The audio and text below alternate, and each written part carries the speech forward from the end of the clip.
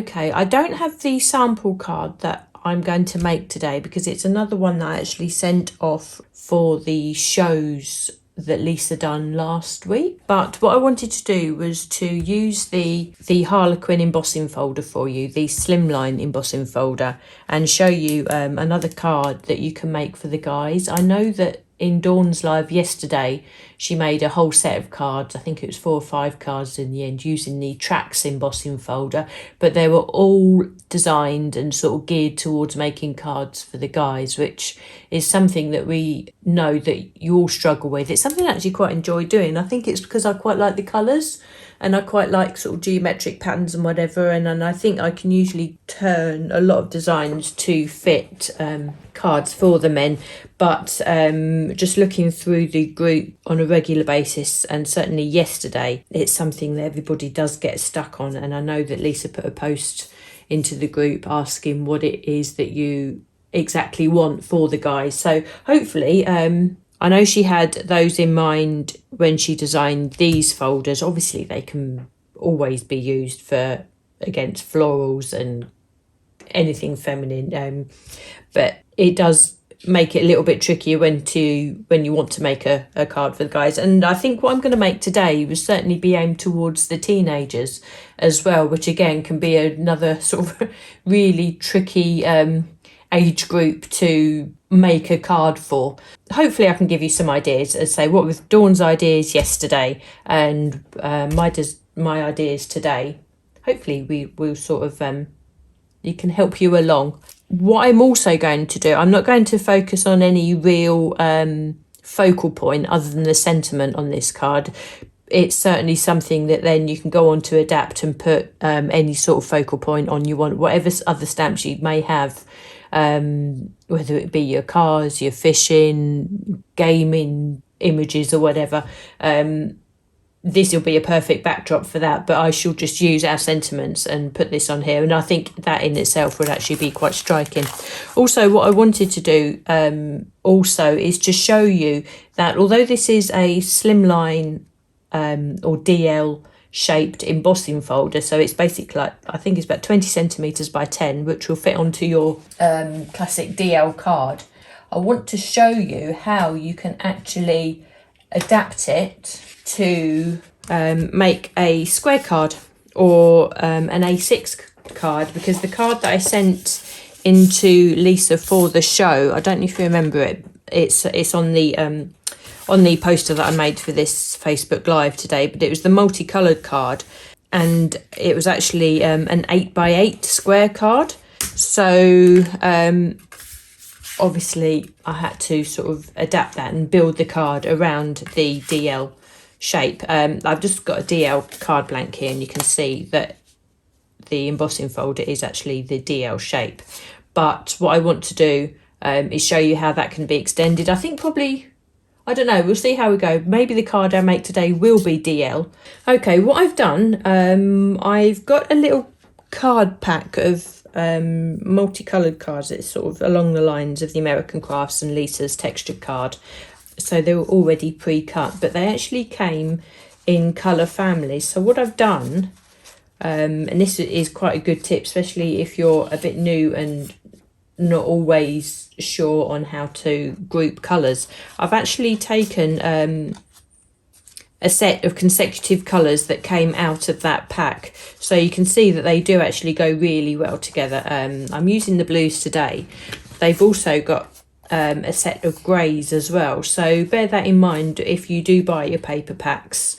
It's just something to look at, because they do generally give you sort of tonal card stocks, and Lisa's cards also, because Lisa's colours are hand picked, they're generally colours that go really nicely together and on the eye. So you could even choose like a rainbow effect in any of Lisa's colours together, whether you use say yellow, orange, red and pink.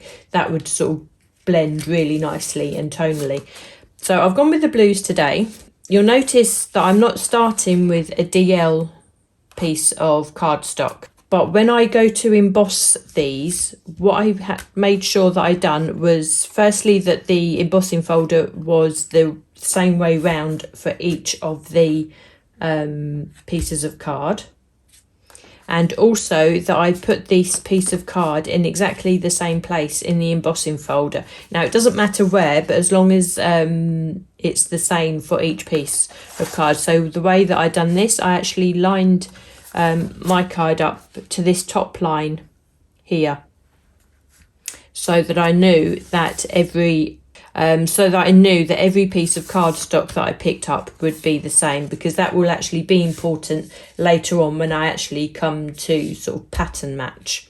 Sandy, oh, your mind goes blank when it comes to mail cards. Yes, hopefully we can sort of demystify it a little bit. I think when we come to mails cards, I think we get too set on having to have a theme, a bit like sort of any card for the girls or kids, where you think floral, or where you think I'm going to put candles on it, or fairies.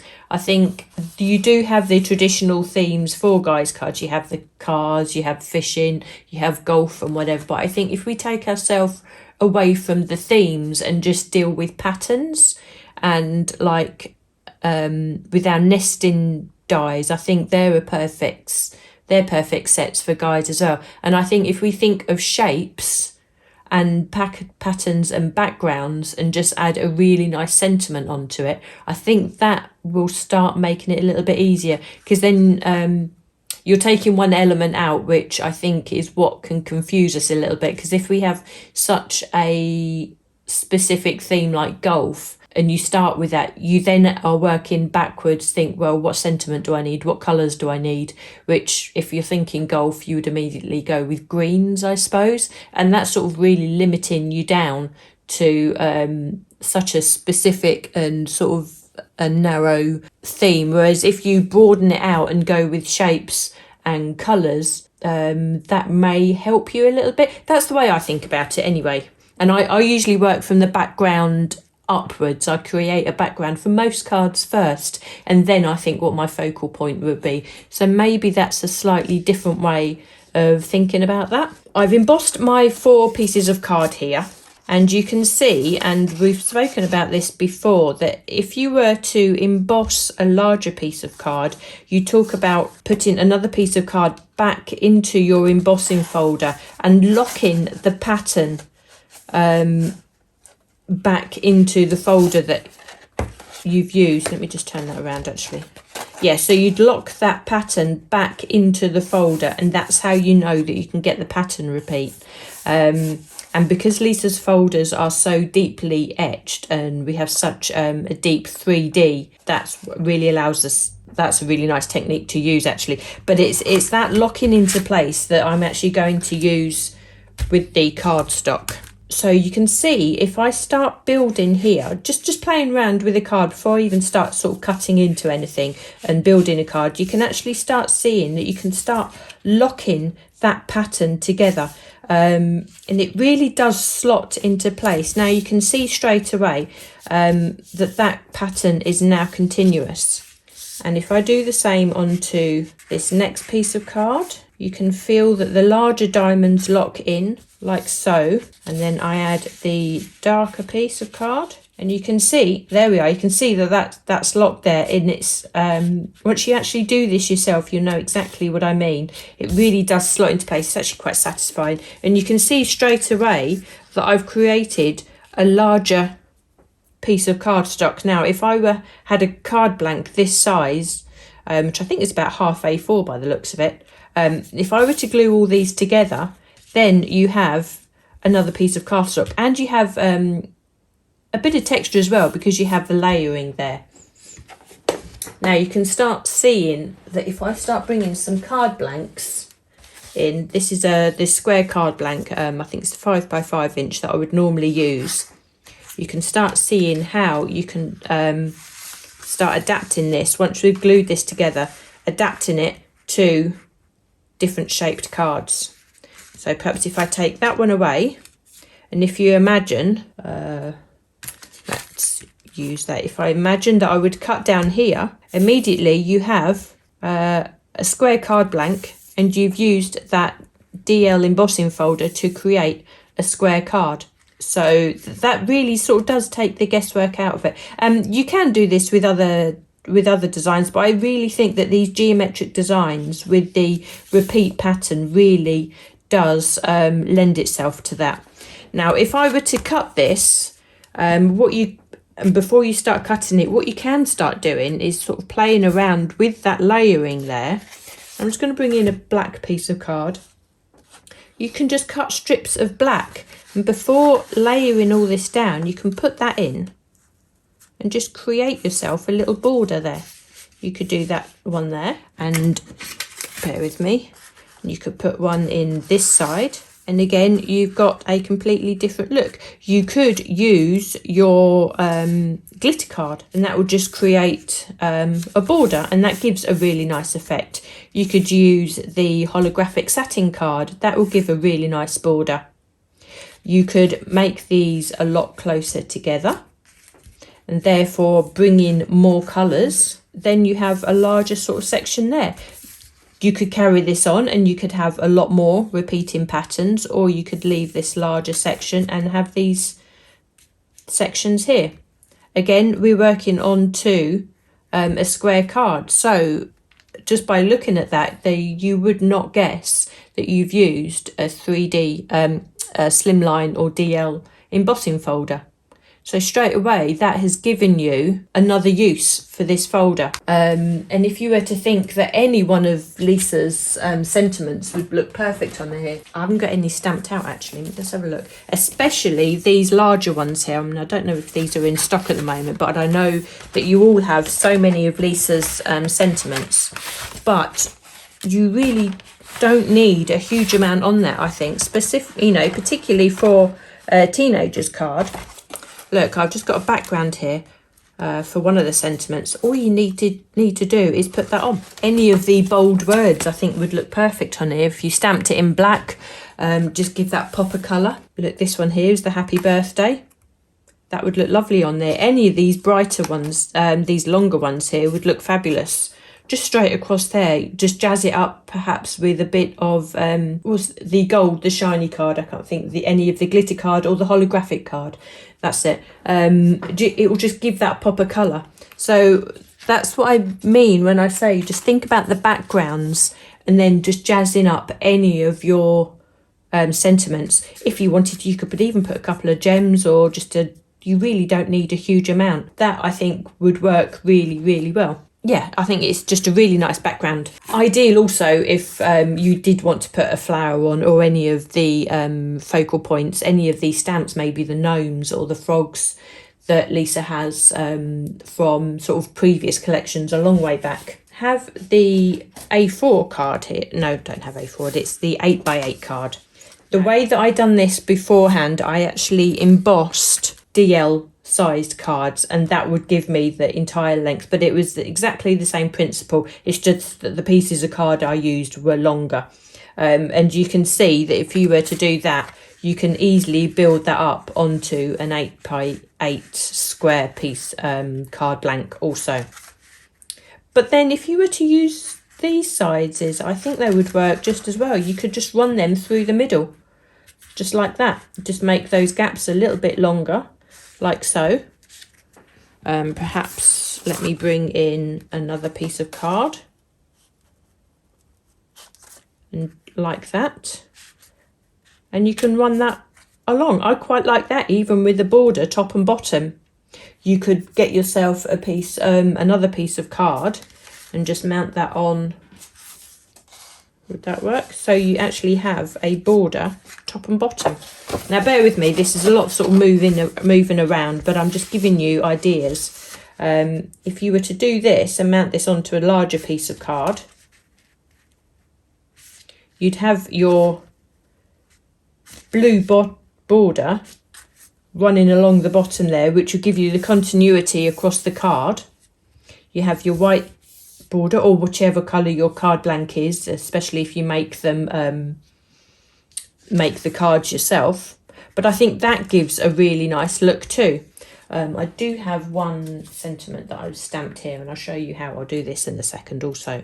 But just a congratulations. It can be a congratulations that you've passed something, either a driving test or your exams or a new job, or congratulations, it's your birthday even.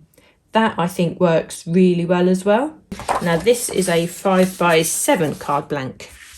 I'm actually quite pleased that I've got myself a good stash of card blanks this year, so it gives me a lot more variation and different things that I can show you. Now, up until now, I've been using running the cards sort of along the page. So what you could always do, you can step the cards going this way, and just you can decrease and the intervals of the cards like so, and that can give you a completely different effect as well. And I think if you were to decrease sort of these steps and make these areas smaller, you could actually use any of the other embossing folders. I don't think because the less pattern is actually visible doing it this way, I think that would actually work really quite nice with any of the embossing folders as well. And again, just find yourself a lovely sentiment to put on top, and that would give you a really nice looking card as well.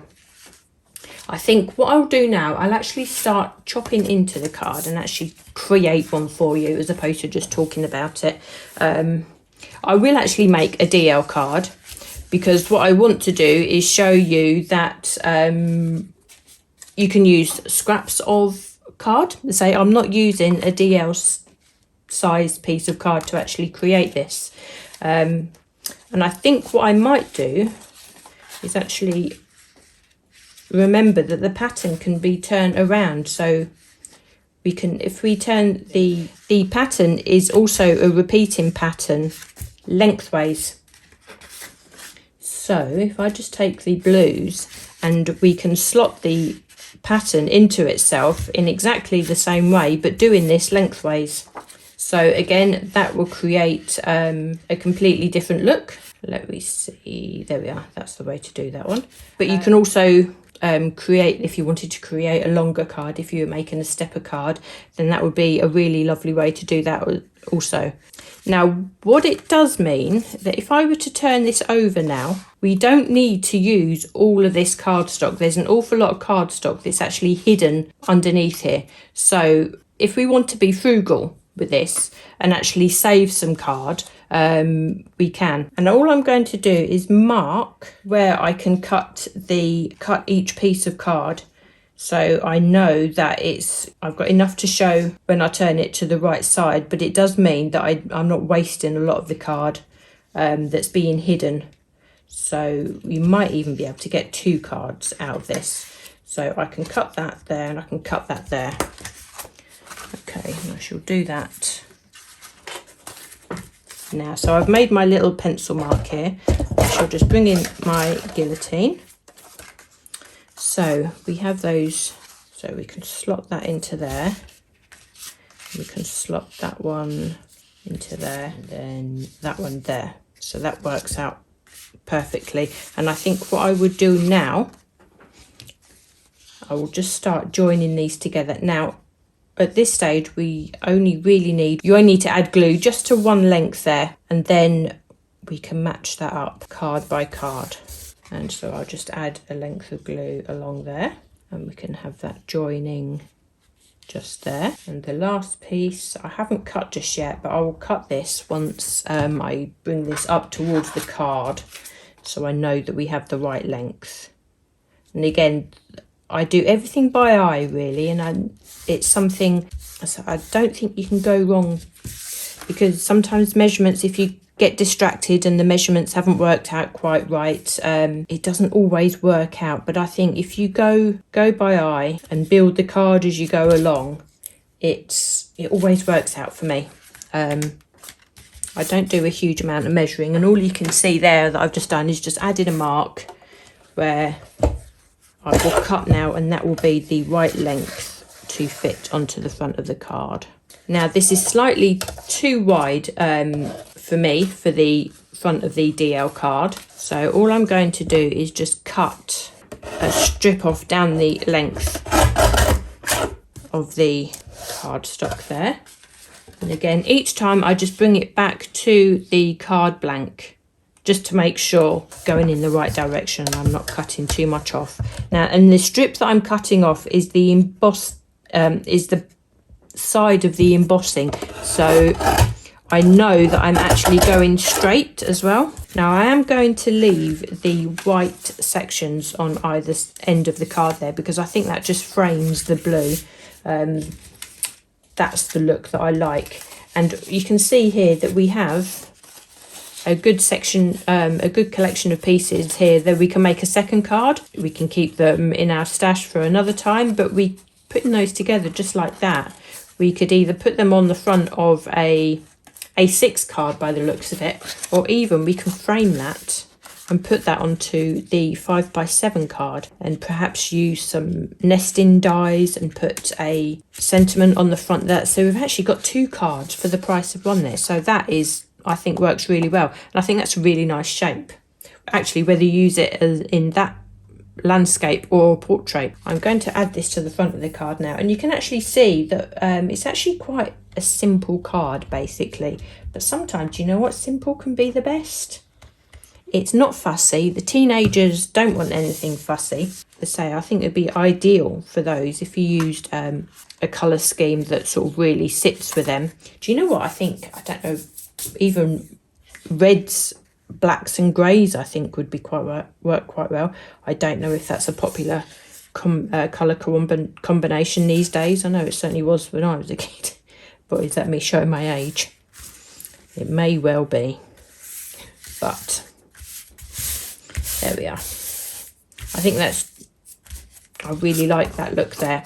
And all we can do, we can add our sentiment onto the front, and how straightforward is that? Now you notice from this sentiment actually that this is actually two-tone. I've got the stamping platform, the Ultimate, ready, and I can show you how I achieved that. Really straightforward. Now this sentiment that I've used, sentiment and die set, I know again this has prompted many questions in the group also. It's one of those stamps that I would say that if you want to use it, you peel it very gently from the backing plate that it comes on and just leave it to settle before you use it, because what you want is for it to spring back into its natural shape and size before you actually put it through the die, use the dies to actually die cut it. So what I'll show you is, let me move these out of the way. I'll bring in the Ultimate, and I've already got the stamp on here that's been left to settle, because actually the more that you use it, the less you'll have to leave it to settle. But I know if for anyone who's familiar with using Lisa stamps, is that they're actually bond quite tight to the carrier plate when you very first get them. Once you've released them for the first time, and then subsequent uses, they come away from this plastic an awful lot easier. But this is the set I've used. It's the On the Edge set, and I like this set because it comes with so many sentiments here that would be ideal for all sorts of situations. But I love the congratulations. It's just, it does what it says on the tin. It's perfect. So I've taken the stamp off here, and I've just lined this up on my Ultimate, and I've used the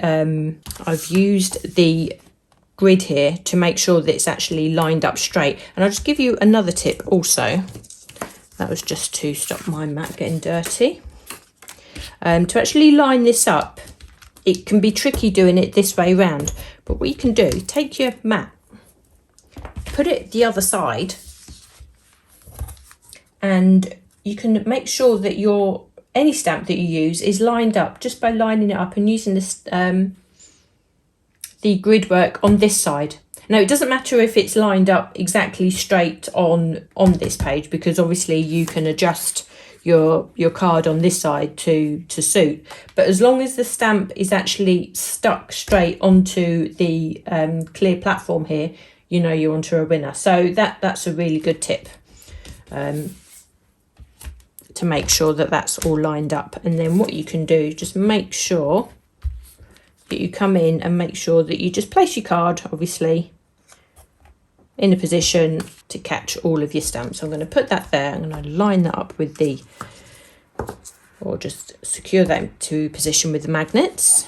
Now, first of all, I stamped with Lisa's pigment ink, which is really nice at capturing the detail, which it tells you this on the front. So you won't be left guessing as to what ink you can use. You can use the blending inks though, of course, but I'm using the Deep Ocean because this gives a really lovely blue. So I'll just stamp that up, or ink the stamp there. I'm going to come across and make sure that has a really nice impression. Now, I like to do this a couple of times because I prefer to build the ink, because that gives me a really nice finish. Now, I was just a little bit eager with the ink there, so I'll just move that away. And we go in and we can just press that again. You can see how that ink and the colour is building, and it's better to build the ink in a couple of layers when you're stamping, as opposed to really pushing this stamp so hard, because if you push the stamp too hard, you lose the detail of the stamp, particularly if it's a really sort of a small, delicate stamp. So always build up the ink gradually. You've got the ideal tool to do this with the stamping platform, because you know that you can keep going back in and neither the stamp or the piece of cardstock will move. Now, to create this two-tone effect that you can see on the sentiment here, I've come back in, I've used a black ink, but you can use any other colour ink. And all I'm going to do, I'm not going to stamp the whole word. What I'm going to do, I'm just going to brush from the bottom upwards from the word. So I'm actually keeping the ink pad at a tilt. So if I were to keep the ink pad flat and bring that to the stamp, then obviously the whole stamp is going to be coloured. So I'm going to keep it at a tilt, and I'm just going to brush upwards. Now, you could do this sort of downwards, it's up to you. But it's going to basically just give a hint of black from the bottom of the stamp. And I'm just going to come in and stamp that in.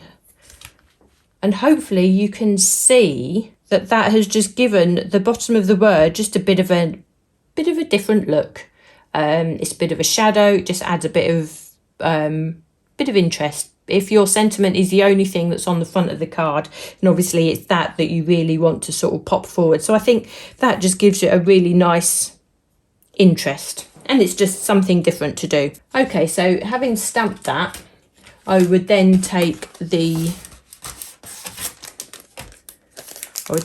dies and die cut that out. So you can see that by putting the really small die across the sentiment there, oh, it's clinging to my magnet there, you can see that the die now fits that wording, and that has been achieved just by allowing that stamp just to sit a little bit and relax back into shape and position.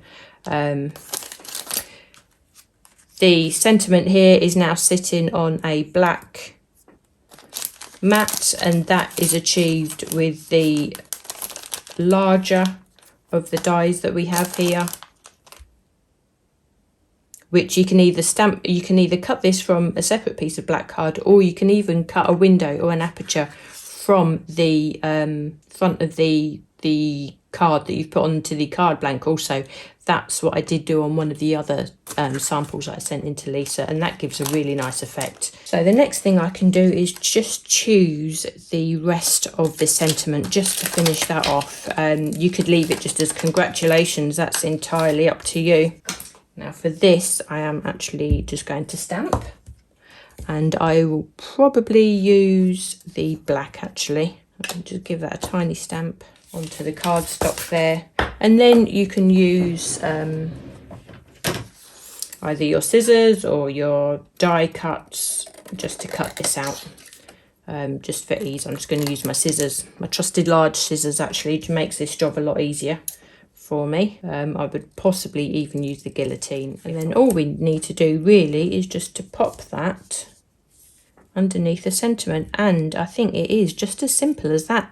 I would be quite happy to give that to someone if you were making this at home. It's a really quick, simple card, but I think it's so effective. I hope you agree. It'd be lovely to see this done in other colours, actually, and I think this may well be sort of a foolproof design that I may go to on other occasions when I do just need something really quick. I hope that's given you a few ideas. So what with Dawn's live yesterday, now that's 6 cards for the guys, and all we've used is just 2 embossing folders. So thank you so much for joining me this afternoon.